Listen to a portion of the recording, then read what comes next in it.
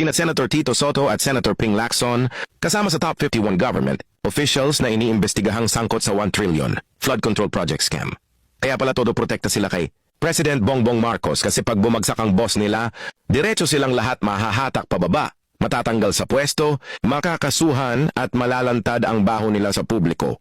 Kaya kahit napakaraming ebidensya, kompletong documentation, photos, videos, at first-hand witnesses, ginagawa nila ang lahat para baliktarin ang kwento, gawing fake news at palabasing inosente si President Bongbong Marcos at protektahan ang mga kasamang mga congressman o politikong sangkot sa 1 trillion flood control project scam para makaligtas sa kaso.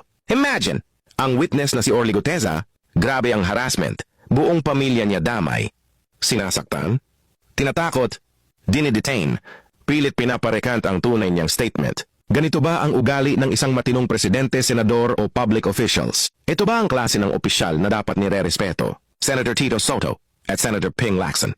Kung ganito kayo kumilos, totoo bang elected senator kayo o peking elected senator lang? Mga opisyal bang may malasakit sa bayan? O mga tautauhan lang ng mga kriminal, drug addict protectors at protector ng magnanakaw, kawatan at kurakot ng mga politiko? Habang ang taumbayan nalulunod sa baha, sila naman nalulunod sa milyon at proteksyon. Habang ang ordinaryong Pilipino nagugutom at nagdurusa, sila busy magtago ng ebidensya at iligtas ng boss nila na si President Bongbong Marcos. Grabe, walang hiya, walang puso, walang malasakit. Senator Tito Soto at Senator Ping Lacson, kung tunay kayong elected senator, bakit galit kayo sa katotohanan? Bakit kapag may whistleblower tinatakot? Bakit kapag may ebidensya pinapatulog? Bakit kapag may tanong ang bayan binabaliktad? Kasi alam niyong kasama kayo sa nakawan para sa lahat ng nanonood. Kung sawa ka na sa pangloloko, i-like mo ito. At kung gusto mong lumabas ang katotohanan, comment ka sa baba. Kung ayaw mong matabunan ang boses mo, i-share mo to sa lahat.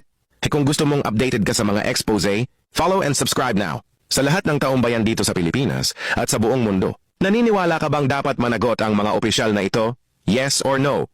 I-type mo sa comments. Maraming salamat sa walang sawang suporta, sa lahat ng patuloy na lumalaban, at sa lahat ng hindi kayang patahimikin. Tuloy ang laban, tuloy ang katotohanan, tuloy ang boses ng taumbayan.